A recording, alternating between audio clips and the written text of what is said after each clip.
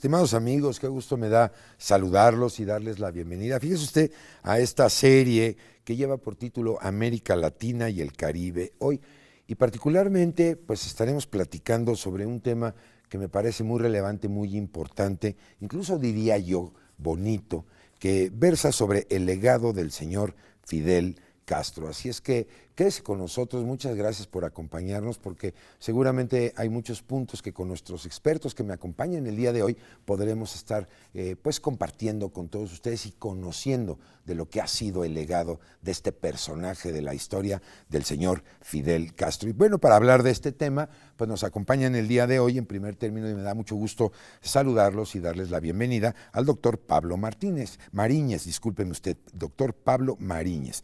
Él es profesor de tiempo completo en el Centro de Estudios Latinoamericanos y de la Facultad de Ciencias Políticas y Sociales de la Universidad Nacional Autónoma de México. Pablo, muchísimas gracias por tomarte el tiempo y estar con nosotros el día de hoy. Gracias a usted por la invitación, poder compartir aquí. Bienvenido. Y por otro lado, también profesor de tiempo completo y coordinador del Centro de Estudios Latinoamericanos de la Facultad de Ciencias Políticas y Sociales, también de la UNAM. Me da mucho gusto saludar a un gran amigo, el doctor Nayar López Castellanos. Nayar, bienvenido. Muchas gracias por acompañarnos. Gracias. Y bueno, pues sobre todo, muchas gracias por el privilegio de su atención. Fíjese que el día de hoy vamos a reflexionar sobre la trayectoria y el pensamiento de Fidel Castro, como líder de la Revolución Cubana, por supuesto, pero además como protagonista de la historia contemporánea de América Latina. Así es que quédese con nosotros porque seguramente habrá pues muchos aspectos relevantes, ¿no? Sobre lo que es ya historia, digamos, pero que ha sembrado ya un legado importante. Y para conocer un poco el contexto, yo quisiera empezar para que me platiquen un poquito cuál fue la trayectoria de Fidel Castro. ¿Qué es la trayectoria de Fidel Castro? ¿Con quién empiezo? Contigo, Nayar. Sí, bueno, sin duda yo ubico a Fidel Castro como un hombre que ingresó a la historia en su vivo, digamos, ¿no? Desde su primer momento, él aporta, digamos, a la historia de su pueblo, a la historia de su país y a la historia de América Latina, un acto fundamental que es terminar de consumar un proceso de independencia, como fue el caso de Cuba, ¿no? Y recordemos que en el siglo XIX, en 1898, se conoce como la independencia de Cuba, pero en realidad esto no sucedió así. Más bien pasó de ser una colonia española a ser una colonia estadounidense. Y hasta 1959 que se consuma este proceso de la Revolución Cubana, que él encabeza desde un principio, Cuba, digamos, adquiere una soberanía completa y una independencia completa. Entonces yo ubico en este primer momento, digamos, en este sentido, a Fidel Castro como el que tomó la estafeta que dejó José Martí, como un libertador también, además de un revolucionario que generó ese proceso para derrocar una tiranía que azotaba a su pueblo, también como un libertador, ¿no? Es decir, porque Cuba fue de manera muy concreta una colonia estadounidense en el sentido de que a través de una enmienda que se conocía como la enmienda Platt, que sigue existiendo, por ejemplo, en la cuestión de la base de Guantánamo, Estados Unidos hacía lo que quería con este país. Quitaba gobernantes, lo tenía como un casino, era dueño prácticamente de todas las plantaciones, etcétera, etcétera. Entonces, este primer asunto me parece de gran relevancia. Y también, obviamente, el haber sido un pionero también, uno de los pioneros de buscar alternativas para otro orden social, económico y político en América Latina, que se desarrolla con el caso de la Revolución Cubana, ¿no? Fidel Castro en este sentido es un revolucionario también. Y el tercer elemento es el carácter internacionalista de lo que él hizo como líder de su propio proceso revolucionario, un internacionalista con América Latina, con África, inclusive con algunos países de Asia, y esto también es un elemento fundamental que habría que destacar, ¿no? Estos tres características concretas, precisas. Que sería básicamente la cuestión de la independencia, ¿no? Obviamente la parte de la Revolución Cubana y esta situación interna, ¿no? De internacionalización que genera de la isla hacia el resto del mundo, ¿no? Sí, con el apoyo que siempre por supuesto. Ofreció, ¿no? Y que me parece fundamental algo que tú has comentado, porque se habla de la Revolución Cubana. Yo creo que muchas personas en México y en otros países, bueno, ¿la revolución de qué? ¿Contra qué? Quizá este dato no es tan manejado en la generalidad de las personas, sobre todo de ver la injerencia de los Estados Unidos, ¿no? Sí, porque él se enfrentó a un dictador, que era Fulgencio Batista, pero también a su protector. De afuera, claro. Que era el de la potencia, digamos, del mundo occidental, en ese momento, hablando de la Guerra Fría ya, después de la Segunda Guerra Mundial, se enfrenta a esos dos grandes poderes, ¿no? Claro. Uno, digamos, apoyado y financiado y armado por el otro, pero no se enfrentaba a nadie de menores dimensiones, claro. Y además a una distancia tan corta, ¿no? Es decir, además, a 40 millas a 80 millas de 90 millas de distancia, perdón, es un reto muy grande y por eso también el caso se vuelve tan famoso, ¿no? El caso trasciende las fronteras históricas y de la coyuntura, digamos, desde un principio. Sí, pongámoslo que no era un enemigo menor. No era un enemigo menor al que se enfrentaba. En ese sentido. Y ahora, Pablo, platicando un poquito en esto, bueno, América Latina, ¿no? Y el Caribe. ¿Cuál fue la importancia, el impacto que tuvo la Revolución Cubana para el resto de estos países, ¿no? O incluso a nivel mundial, no solamente para América Latina? Sí, así es. Los cambios que se produjeron a raíz del triunfo de la Revolución Cubana para América Latina, para el Caribe en particular, son de una gran dimensión. Solamente debemos tener en cuenta que la región del Caribe estaba con dictadores, y Caribe en el sentido de las Antillas, Centroamérica, con dictadores que eran los que gobernaban los países, con el apoyo de Estados Unidos, alrededor de la década de los 40, de la década de los 50, y bajo dominación colonialista de Francia, de Inglaterra, de Holanda y de Estados Unidos. Con el triunfo de la Revolución Cubana en 1959 se inicia 2 años después, 3 años después, en 1962, un proceso de descolonización en la región, que dio lugar a que 13 nuevos países de la región del Caribe se independizaran, lo cual modificó totalmente... Sí, la geopolítica mundial, ¿no? La geopolítica. Sin duda. Es decir, ya América Latina, el Caribe, no era lo mismo que antes del triunfo de la Revolución Cubana. Incluso a nivel de los organismos internacionales se modificaba la correlación de fuerzas políticas. Esos 13 países había que consultarlos, tenían derecho a voz y voto y podían modificar cualquier decisión en organismos internacionales. Por un lado, pero por otro lado, a su vez, esos países pasaron a establecer relaciones con Cuba en un momento en que Estados Unidos, a través de la OEA, había dado las pautas para que se rompieran relaciones con Cuba y se aislara a Cuba. Y sin embargo, estos pequeños países de la región del Caribe establecen relaciones con Cuba y le abren un espacio. Por supuesto. Sí, eso es muy importante. De un proceso de descolonización, son 13 nuevos países, y no estamos hablando de cualquier cosa. Y la caída de los dictadores. Algunos lograron mantenerse, como el caso de Duvalier en Haití, de 1957, lograría mantenerse todavía hasta los 80. Otros, Anastasio Somoza, pero Trujillo fue el primero que cae como resultado del triunfo de la Revolución Cubana. Es importante esto porque fue el motivador. Era la dictadura más importante que había en toda la región, si no es que en toda América Latina. Fueron 31 años en el poder, pero cuando se triunfa la Revolución Cubana, al modificarse las condiciones geopolíticas, ya Trujillo no podía seguir como había planteado Juan Bosch, con la impunidad con que había actuado hasta ese momento. Claro. Y a 5 o 6 meses después del triunfo de la Revolución Cubana, en junio del 59, sale una expedición armada desde Cuba, integrada por dominicanos, cubanos y algunos otros latinoamericanos, a luchar contra Trujillo. Y eso fue un parteaguas en la historia política de República Dominicana. Fueron derrotados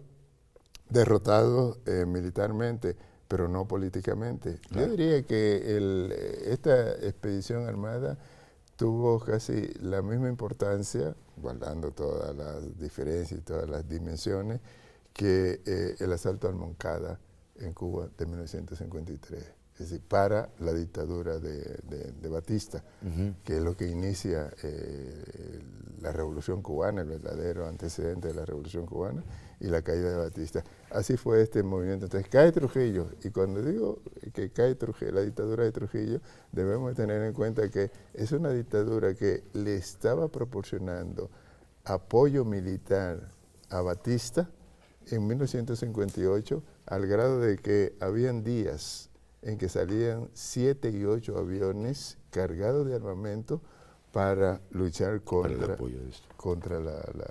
el movimiento armado que se estaba produciendo.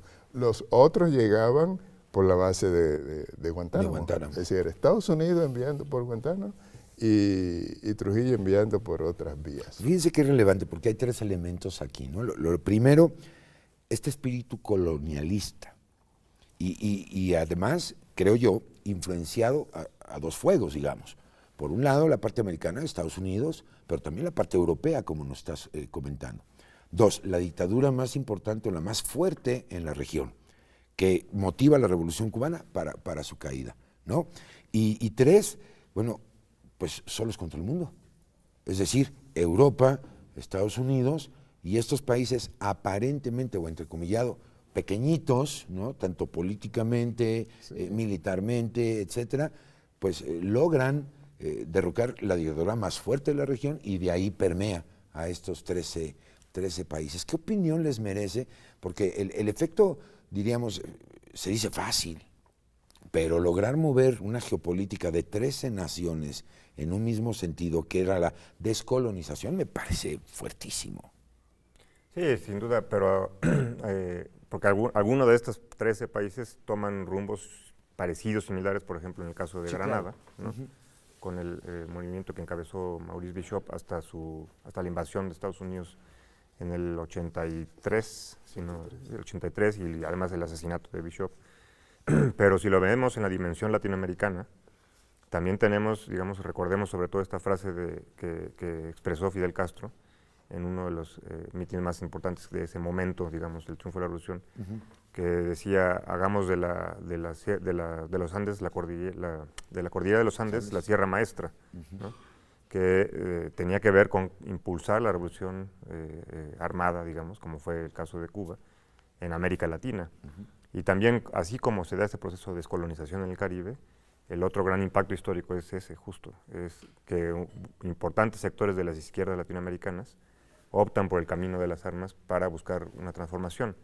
En algunos casos, tal vez sin las mejores condiciones políticas para hacer este proceso, en otros con coyunturas diferentes, digamos, ¿no? Pero cuando uno revisa la historia, digamos, de los movimientos armados en América Latina después de 1959, hacia los 90, que culmina, digamos, con los acuerdos de paz en Guatemala en 96, y hoy en día todavía el caso de Colombia, pero esa década de los 60 y los 70 es un boom de la lucha armada en América Latina. Y sin duda el peso de la Revolución Cubana que encabeza Fidel Castro es un determinante para esto, ¿no? Eso es una influencia muy, muy grande. Sí, estamos hablando de más de 30 años, digamos, hasta los acuerdos del 96, ¿no? De Guatemala, de este proceso. Sí, y que el único que triunfa en todo ese lapso es en el caso de Nicaragua, el Frente Sandinista de Liberación Nacional. Sí, por supuesto. Pues mire, ya estamos tomando el tema donde vemos una profundidad de este personaje.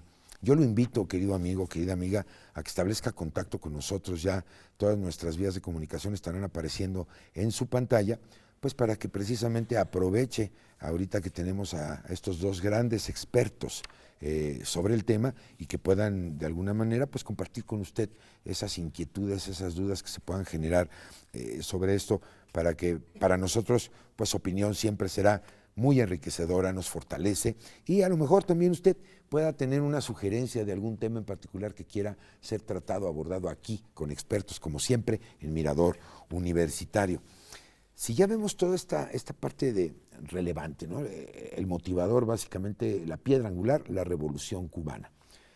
Hablemos ahora en términos de un legado, completo, ¿cuál sería el legado de Fidel Castro? Por supuesto, para Cuba, pero también para el mundo, independientemente de esa pues, ruptura, ¿no? del dominio de otras naciones o de esa parte colonizadora que ya me estaban ustedes platicando. ¿Cuál sería ese legado?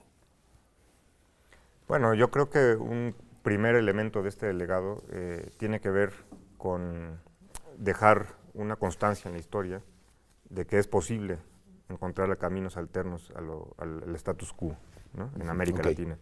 Es decir, cómo imaginarse que un país que estaba ahora de manera contradictoria, pero plenamente subdesarrollado, como era Cuba en ese momento, seguro. Hundido la mayor parte de su población en la pobreza, en el analfabetismo, etcétera, etcétera. Extrema, diría yo. ¿No? En un lapso histórico tan corto, digamos, cómo puede un país desarrollarse buscando alternativas al capitalismo, como es en el caso de Cuba con el sistema socialista que se construye, porque no podemos decir que se construyó, que se construye porque sigue reformulándose en sus momentos históricos, ¿no? Entonces, yo creo que un primer legado es ese, es el haber, no solamente como él como individuo, como líder de esta revolución, de este proceso, sino él como parte de una sociedad que determinó tomar caminos alternos y propios, además, soberanos, ¿no? Y construir este sistema alternativo que ha dado resultados impresionantes, que los comentaremos en algún momento, ¿no? Pero que se puede hacer esto. El otro asunto fundamental también es, esta parte del legado es pues, la visión de la soberanía, de que las soberanías pueden ser reales en América Latina, ¿no? Porque América Latina no está destinada, digamos, en la lógica del destino manifiesto de Estados Unidos, a ser sus protectorados o sus colonias en cualquiera de sus modalidades, y que es posible que los países latinoamericanos puedan tener sus propios caminos, sus propios, con errores, aciertos, bajo su lógica, ¿no? Regional y soberana. No, y con una presión externa fuertísima, o sea, todo en contra, digamos. Sí, sí. ¿No? Yo agregaría lo que dice el doctor Nayar, que un legado muy importante que no podemos perder de vista es que el triunfo de la Revolución Cubana hizo visible a nivel internacional a América Latina. Sin duda. América Latina era una nota de pie de página que no existía, que no era considerada ni siquiera por los académicos, por los estudiosos, mucho menos por los políticos. A raíz del triunfo de la Revolución Cubana viene la Alianza para el Progreso. O sea, por primera vez Estados Unidos pone su atención en América Latina con atención, con una mirada distinta, porque la Alianza para el Progreso por lo menos planteaba reformas agrarias, reformas sociales, un proceso de desarrollo que la misma América Latina, por lo menos a partir de la constitución de la CEPAL, se había propuesto, había querido iniciar, y uno de los países que había obstruido esa búsqueda fue Estados Unidos. Y después del triunfo de la Revolución Cubana, justamente se da cuenta de que esos cambios eran inminentes. Ahí viene la Alianza para el Progreso, hacer reformas, hacer transformaciones. Sí, un avance ya, digamos, ¿no? Aunque era cambiar para que nada cambie, ¿no? Sí, exacto. Exacto. Pero hizo visible a América Latina. Eso es interesante porque cambia el punto de vista. Ya no es un punto de vista de dominio, ¿no? De colonia, sino como que ahora decir, cuidado, en el sentido de países que empiezan con un progreso, con una cuestión social, ¿no? Coyuntural importante, cuando pues originalmente ni nos volteaban a ver, y hablamos en primera persona en el sentido como latinos, ¿no? Y esto me parece muy relevante. Ahora, las contribuciones de este legado, porque estamos hablando de aspectos básicamente de visibilidad política, ¿no? En términos de soberanía de las diferentes naciones que están en este proceso, y las contribuciones en las luchas sociales, Nayar. ¿Qué hay con todo esto? Porque de alguna manera el proceso social se sigue, ¿no? Depurando, vamos a decirlo así, o reformando, pero ¿cuál fue el impacto directamente en Cuba? Bueno, el legado, digamos, que tiene que ver con esta temática de las luchas sociales, habría que verlo yo creo que en dos planos, es decir, en una primera instancia dentro de Cuba, afianzó, digamos, en la sociedad, en la mentalidad de la sociedad, de la gran mayoría de la sociedad, la convicción de que de una forma autónoma y soberana se puede construir esta sociedad, ¿no? Okay. Y logró hacerlo, ¿no? Finalmente, hoy en día Cuba es uno de los países que tiene los mejores indicadores sociales reconocidos por todos, por amigos y enemigos. Sí. El Banco Mundial reconoce, por ejemplo, en este sentido a Cuba, ¿no? Pero sobre todo la convicción, digamos, de defender un proceso contra las grandes adversidades. A través de todo este proceso de la Revolución Cubana, es fundamental tener en cuenta siempre el papel de Estados Unidos, ¿no?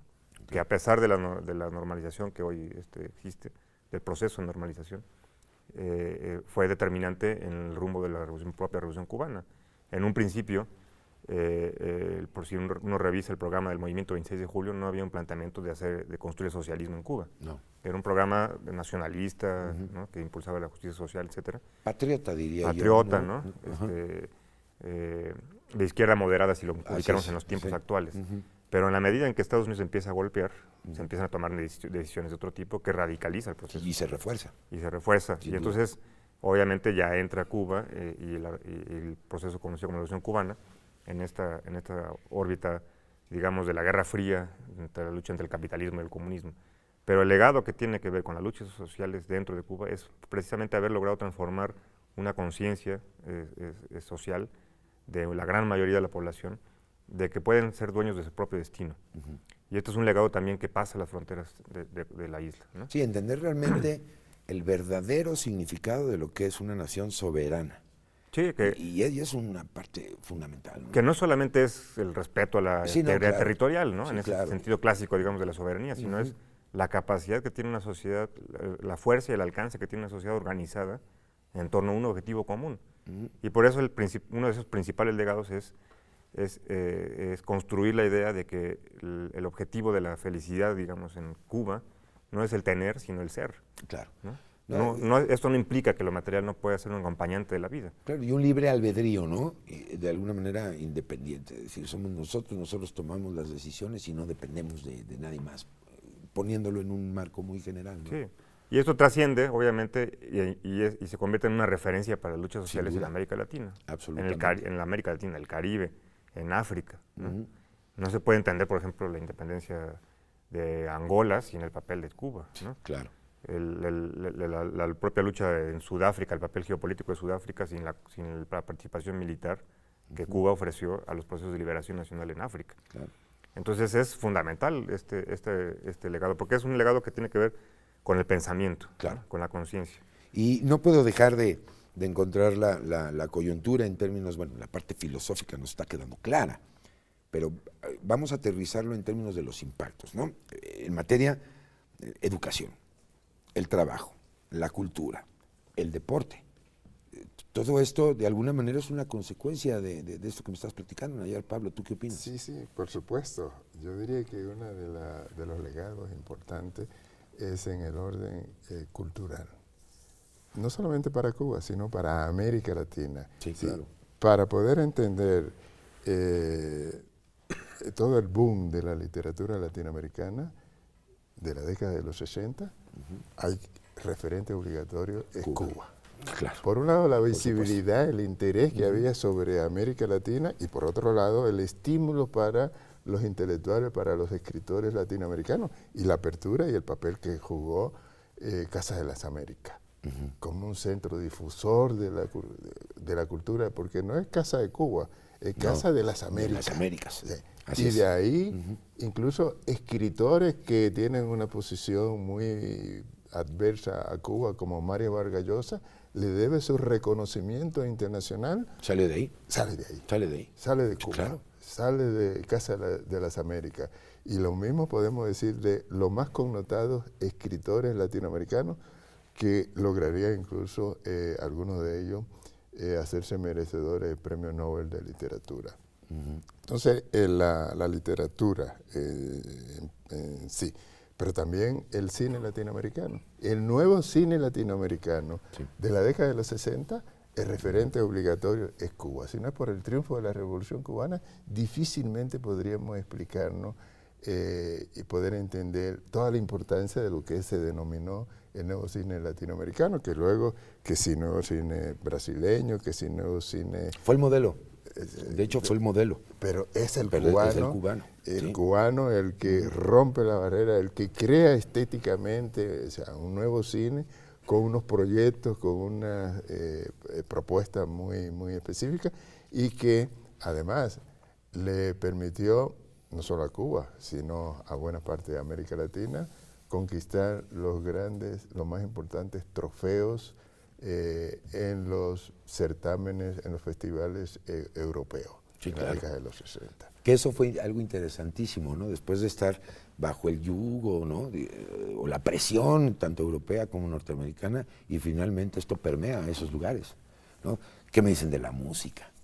¿No? El bolero, por ejemplo. No se puede hablar de los grandes boleristas sin la referencia cubana.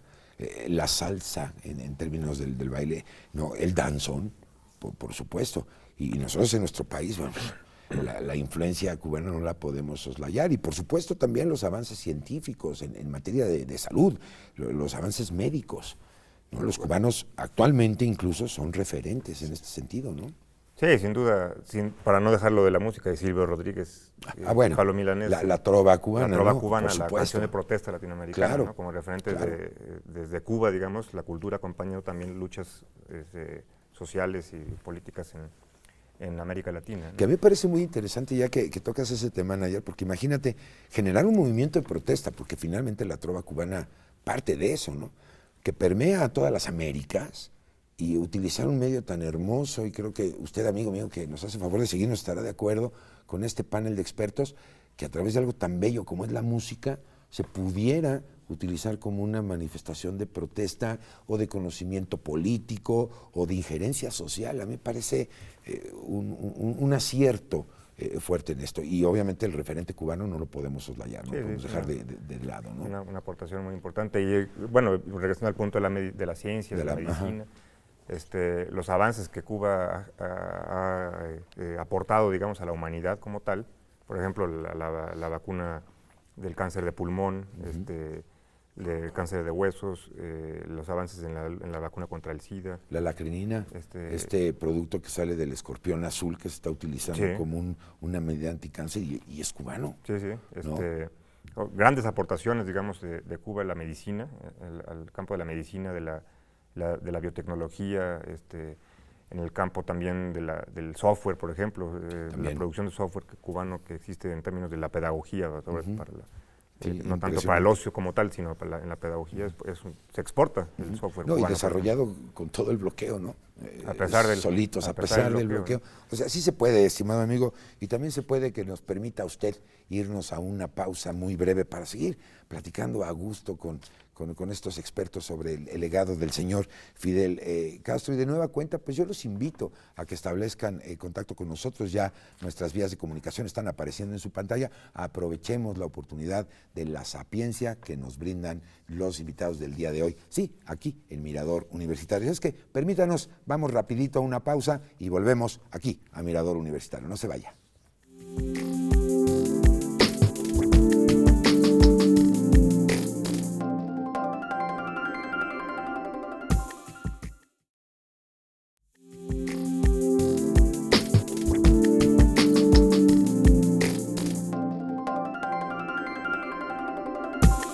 Sí, evidentemente Fidel Castro ha sido y fue y será seguramente un personaje polémico en cierto sentido, porque algunas opiniones se identificarán con sus ideas, con su pensamiento, y de igual manera otras no estarán de acuerdo con su obra y con su legado. Sin embargo, a pesar de que haya esas dos posiciones encontradas, visiones sobre un personaje, se reconoce en términos generales que ha sido uno de los grandes personajes de la historia contemporánea, no tan solo de Cuba, de América Latina, sino del mundo. Personaje que ha sido medular en la historia del mundo, dado que se puede hablar antes y después de Fidel como un gran personaje que impactó las relaciones internacionales, las relaciones con distintos medios sociales, políticos, culturales. La obra que hizo Fidel Castro como presidente, como revolucionario, como hombre, como humanista, ha trascendido y decíamos, bueno, que habrá visiones que estén a favor o que estén en contra. Pero de todas maneras, él ha sido un personaje medular para entender el siglo XX, incluso en los inicios del siglo XXI. Es sin lugar a dudas un personaje que ha estado signado en las distintas expresiones de las historias nacionales. En el caso de los países de América Latina y de México, pues tiene una particular relevancia por lo que ha sido su trascendental papel.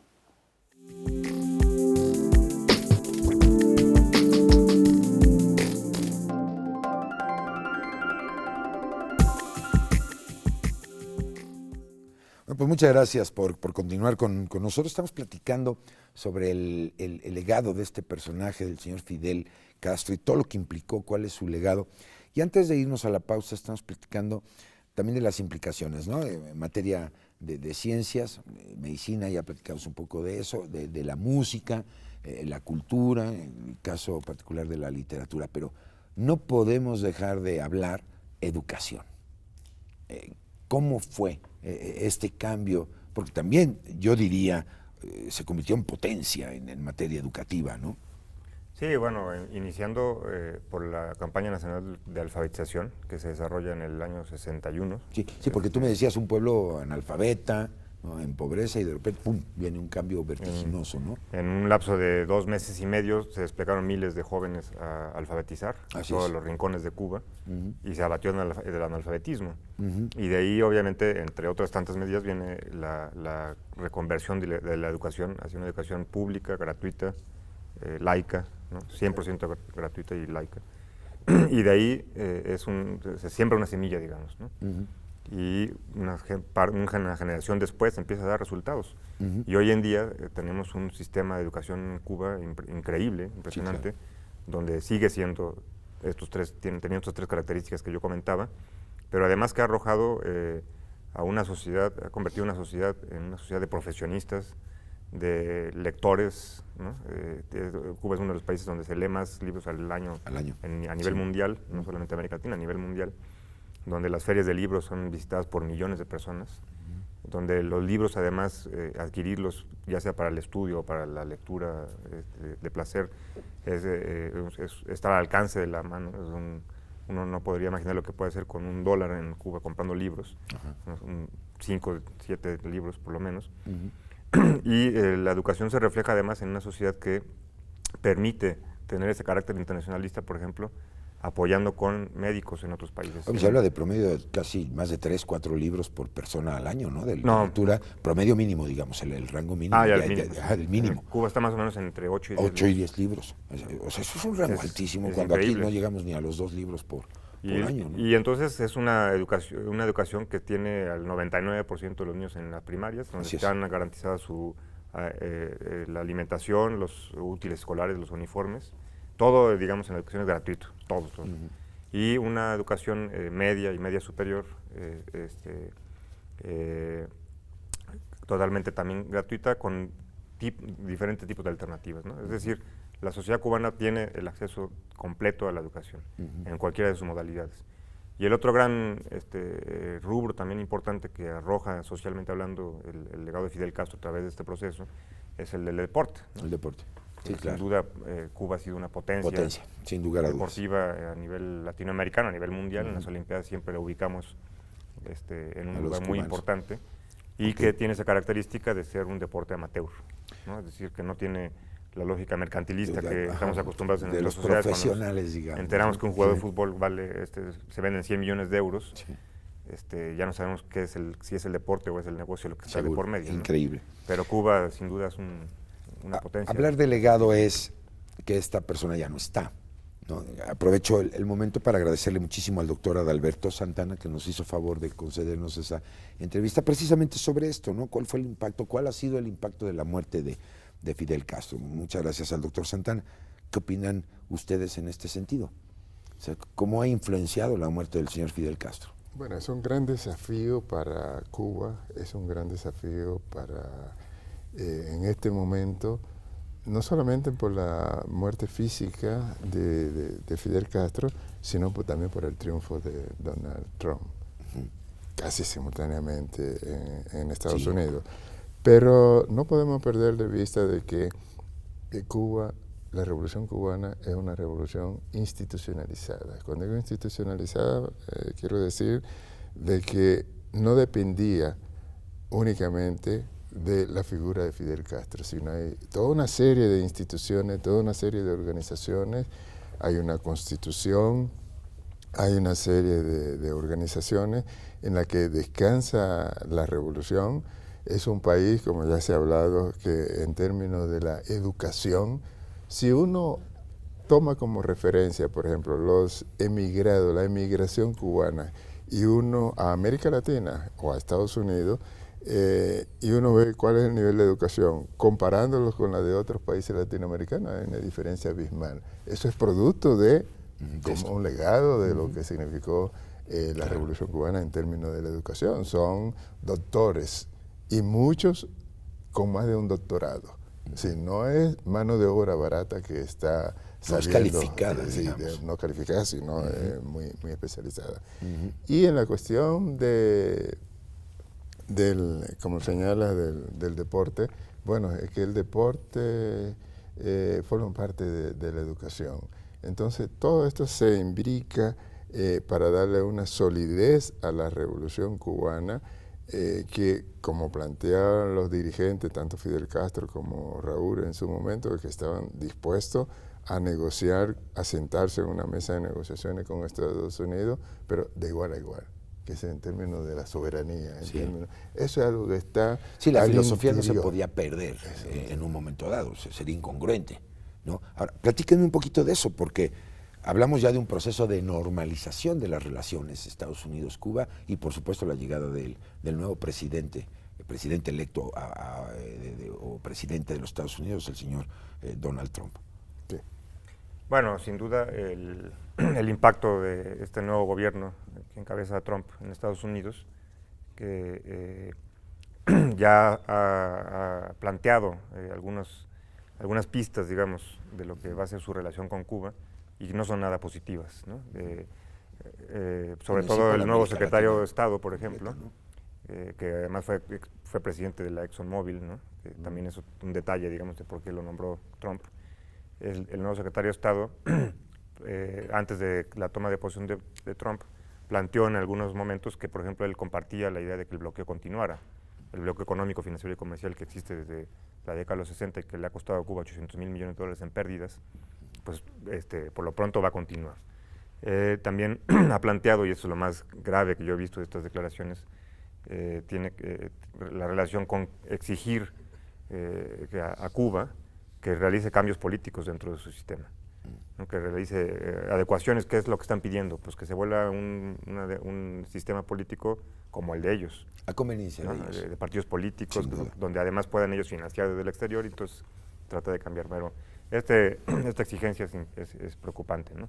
Ahora, también es importante tomar en cuenta que habrá que ver qué tan profundo ha calado este proceso de normalización en el ámbito de la economía para empresarios estadounidenses.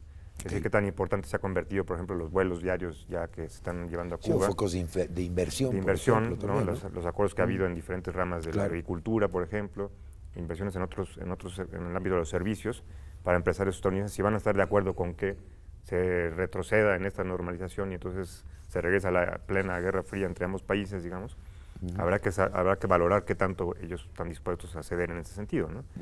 Y lo que tiene que entender Trump y su secretario de Estado y quienes estén encargados para América Latina es que Cuba no va a retroceder.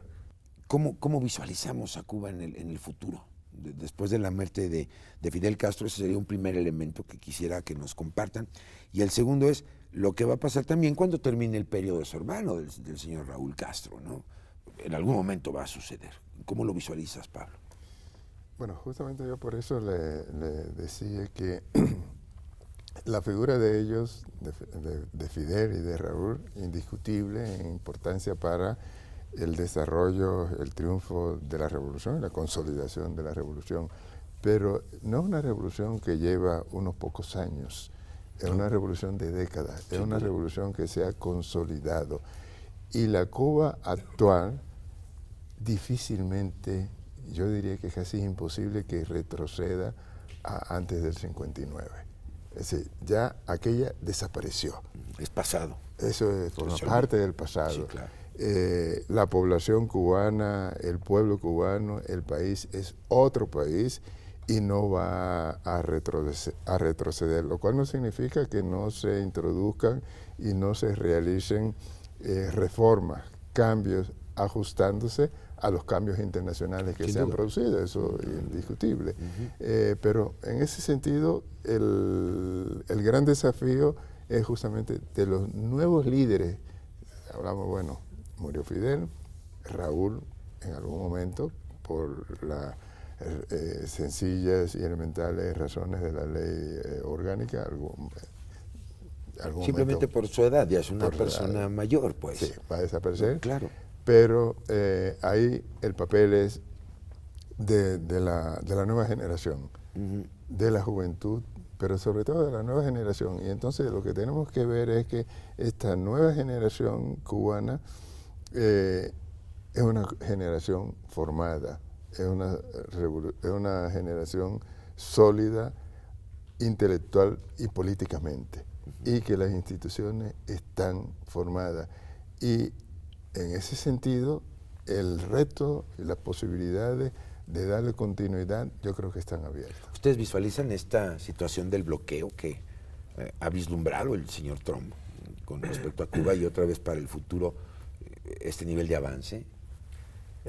Bueno, yo veo difícil que el bloqueo sea retirado, digamos, en su totalidad. En su totalidad. Bueno, lo que pasa es que es una ley que pasa por el Congreso, ¿no? Sí, claro. Y el Congreso es de mayoría republicana. Entonces es complejo pensar en eso, sobre todo por estas primeras pistas que él ha dado y que ha establecido en la lógica de no continuarlo por el proceso de normalización, por lo menos en la dinámica que lo hizo Obama, sobre todo recordando la última medida que tomó Obama, que fue derogar la ley pies secos, pies mojados, que permitía que un cubano que entrara de manera ilegal tocar tierra pisara tal cual podía legalizar, digamos. Se legalizaba y tenía lo que ningún inmigrante, derechos, ¿no? Ningún inmigrante latinoamericano o de cualquier otro lugar del mundo tenía derechos en ningún momento de la historia, ¿no? Entonces, el panorama en ese sentido es incierto todavía, ¿no? Habrá que ver con el paso del tiempo qué otras dinámicas y decisiones toman en torno a este proceso de normalización de las relaciones, pero esta normalización no se va a concluir hasta que el bloqueo no se retire. Sí, claro. Y hasta que el territorio de Guantánamo no sea devuelto a Cuba. No, y en este sentido yo creo que la influencia internacional también tendrá mucho que ver, porque ya es otra filosofía, según lo que estuvimos platicando, ¿no? Cómo permeó a América Latina la Revolución Cubana. Sí, por ejemplo, ¿no? Recordemos la última votación que hubo en torno al bloqueo en la ONU. Ya ni siquiera, lo curioso, ¿no? Ya ni siquiera votó Estados Unidos e Israel, que siempre votan de la mano. Así es. Ni siquiera votaron en contra de la resolución, sino que se abstuvieron. Sí, es la primera vez que esa votación se da sin un voto en contra. Ahí hay una señal interesante. Y por otro lado, yo hablaría de nuestro país, México, que sin duda fue también elemento fundamental para la realización de la Revolución Cubana, por supuesto, ¿no? A lo mejor no en una necesaria participación directa como tal, pero sí como punto de localización geográfica para de ahí iniciar el proceso, ¿no? Sí, sí. Y en torno al otro punto que se comentaba, bueno, Raúl Castro ya había decidido desde hace un par de años que cuando su periodo de gobierno termine, él ya no va a presentarse de nueva cuenta a continuar en esta responsabilidad. Y estamos hablando del año que viene, del año 2018. Claro. Entonces, el proceso de renovación efectivamente ya se había dado desde antes, ¿no? En algún momento, me recuerdo en alguna conferencia en alguna universidad, hicieron la pregunta, bueno, ¿qué va a pasar cuando muera Fidel Castro? ¿No? Sí. Eso fue hace ya más de 10, 15 años. Y ya pasó, ya sucedió, y entonces uno de los ponentes, que no fui yo, otro ponente, respondió, bueno, lo mismo que pasa cuando en el Vaticano fallece el Papa, ¿no? Sí, claro. Viene otro. La institución continúa. Y la Revolución Cubana efectivamente es una institución que ya formada, forjada y estructurada, que a pesar de que siga teniendo reestructuraciones, readecuaciones de acuerdo a las circunstancias, la esencia está sembrada, digamos, en la sociedad cubana. Y la sociedad cubana se ha pronunciado de diferentes formas en favor de esta revolución y de este proceso. Y lo vimos en la despedida que se le hizo Así es, a es Fidel precisamente Castro. lo que te quería Millones de comentar. personas desplegadas por todo el territorio Por supuesto. despidiendo a Sí. Fidel. Y ahí es donde esta acusación que siempre ha existido de una dictadura, pues yo diría, bueno, ¿qué dictadura, en qué dictadura el dictador cuando muere es ovacionado, Sí, llorado por se le millones, aplaude, ¿no? así Por la es. gran mayoría de la Sí. población? Sería irracional pensar que es una dictadura en ese sentido. Entonces, sin duda estas generaciones que se fueron forjando en estas décadas son las que van a continuar este proceso, ¿no? Y hay varios de los que se nombran que pueden suceder en este cargo de responsabilidad de presidente del Consejo de Estado en Cuba, que tienen en promedio 55 años, 50, 55 años. Claro. Es la nueva generación que está Dos elementos que supliendo, me ¿no? parecen fundamentales. Primero, la solidez de sus instituciones, que ahí están. Y segundo, hablamos de una mentalidad diferente en los cubanos. Es decir, es una sociedad ya con otro punto de vista, con otra visualización, que independientemente de estas políticas internacionales de bloqueos o de todo este tipo de cosas, es una Cuba diferente. Y el mundo también ha cambiado. Es decir, el mundo voltea a ver a los cubanos ahora también de una manera diferente, y me parece que es justo ya el reconocimiento que se tiene, que a pesar de todo lo que hemos platicado el día de hoy, Cuba ahí está.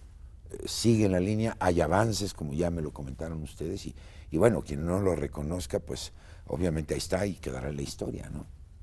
Ahora, en este sentido, pues nosotros llegamos casi al final del programa, entonces, no sin antes agradecerles su presencia. Yo quisiera conclusiones finales, Pablo, primero contigo sobre el tema de hoy, alguna reflexión que quieras compartir con nuestra audiencia, y posteriormente contigo, Nayar. Sí, bueno, yo diría que en cuanto a la normalización de las relaciones diplomáticas entre Cuba y Estados Unidos, lo que no debemos de perder de vista es que las relaciones que había tenido Cuba, las relaciones diplomáticas Cuba con Estados Unidos, en términos de años, de décadas, fueron muy reducidas. Sí, es a principios del siglo XIX, del siglo XX, que Cuba propiamente se independiza, aunque nunca se reconoció como tal independencia. Eso lo plantearon ellos como la república mediatizada. Por eso la independencia culminaría en 1959.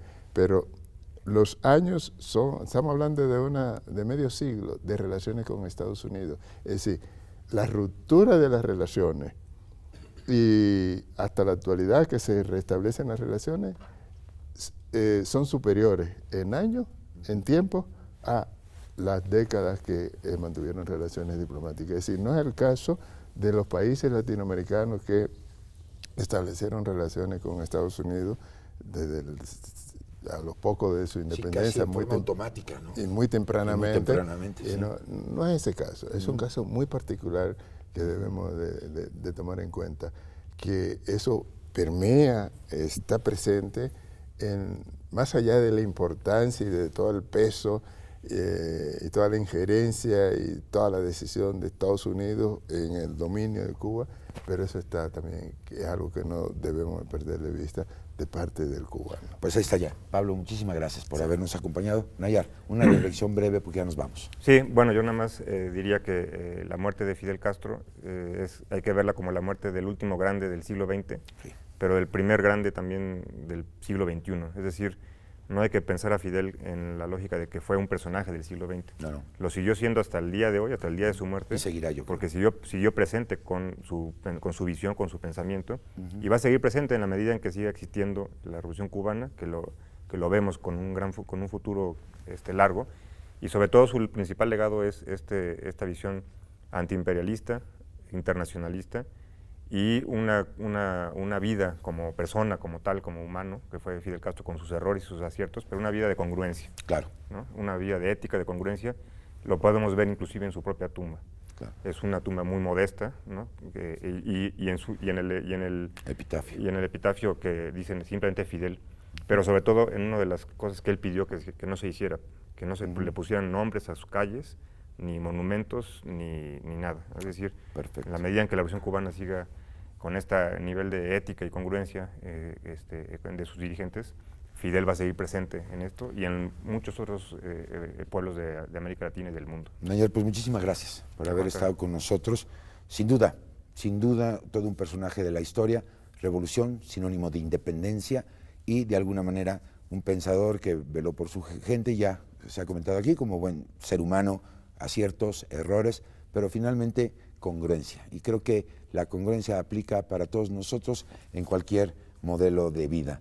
Así es que pues yo le invito a que lo reflexionemos fuertemente en eso. Muchísimas gracias, por haberme acompañado el día de hoy, pero sobre todo, querido amigo, muchísimas gracias a usted por el privilegio de su atención. Yo lo invito a que nos acompañe en un programa más de esta serie maravillosa de América Latina y el Caribe, hoy aquí en Mirador Universitario. A este staff maravilloso, a todo el equipo de producción que hizo posible la transmisión de este programa, muchas gracias, y de nueva cuenta, muchas gracias a usted por habernos acompañado aquí en Mirador Universitario. Yo soy Carlos Esquivel Acroa, agradeciendo el favor de su atención. Nos vemos. Hasta la próxima.